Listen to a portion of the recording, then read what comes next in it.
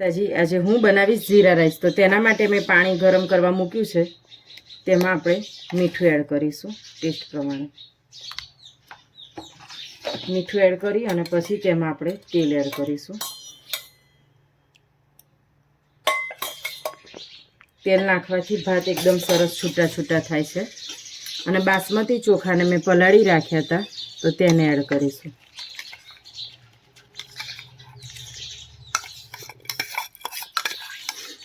બાસમતી ચોખાને આપણે અડધી કલાક માટે પલાળી લીધેલા.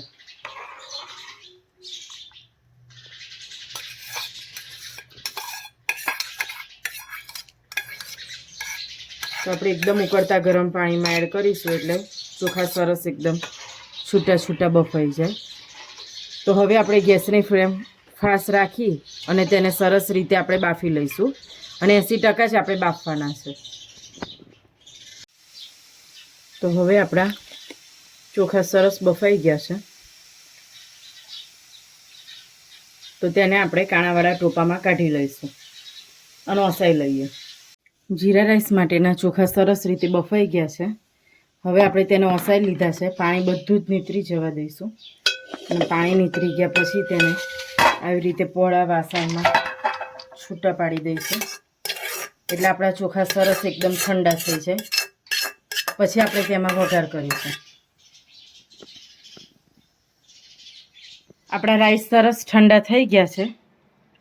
હવે આપણે બે અલગ અલગ પ્રકારના વઘારથી જીરા રાઈસ બનાવીશું. તો તેના માટેની સામગ્રી જોઈ લઈએ. તો તેમાં આપણે બાદિયા લીધા છે, તજ અને એલચો, જીરું, લાંબી લચ્છા કરેલી ડુંગળી, લીલા ધાણા અને બે અલગ અલગ રાઈસને બે અલગ અલગ કરી લીધા છે. અડધા એક બાઉલમાં અને અડધા બીજા બાઉલમાં. તો આપણે એક રાઈસ સબ્જી પંજાબી સબ્જી જોડે ખવાય એવા બનાવીશું અને એક દાળ તડકા જોડે ખવાય એવા બનાવીશું. તો આપણે તેના માટેનો વઘાર કરી લઈએ. તો હવે આપણું જીરું સરસ તેલ ગરમ થઈ ગયું છે. તેમાં જીરું એડ કરી અને સરસ જીરું તતડી જવા દઈશું. તો જીરું તતડી ગયું છે. હવે ગેસ બંધ કરી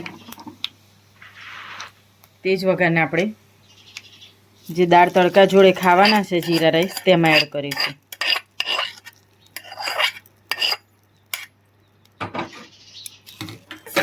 ઉપરથી થોડા લીલા ધાણા પણ એડ કરી અને બધી જ વસ્તુને સરસ મિક્સ કરી લઈએ.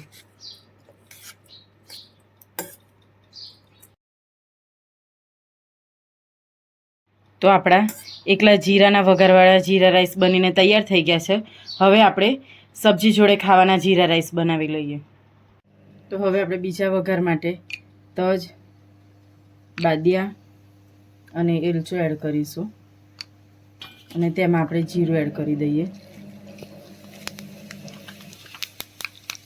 તો જીરું સરસ આપણું તતડી જવા દઈશું. જીરું તતડી જાય પછી તેમાં આપણે ડુંગળી એડ કરીશું. તો જે લાંબી કટિંગ કરી છે એ ડુંગળી એડ કરી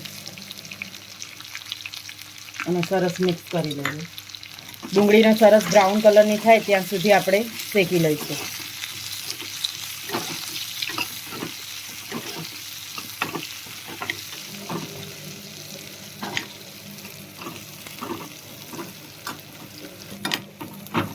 તો આપણે સતત હલાવતા રહી અને ડુંગળીને શેકી લઈશું.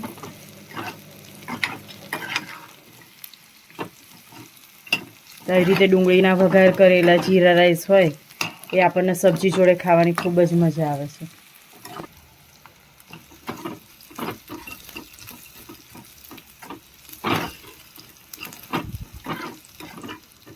તો હવે આપણી ડુંગળી પણ સરસ બ્રાઉન કલરની થઈ જવાય છે.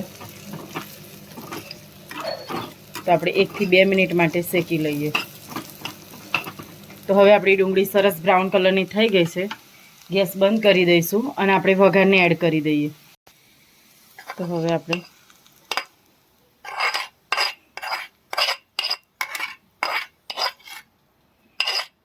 સરસ મજાનો જીરાનો વઘાર એડ કરી તેના ઉપર થોડા લીલા ધાણા સ્પ્રિંકલ કરી દઈએ.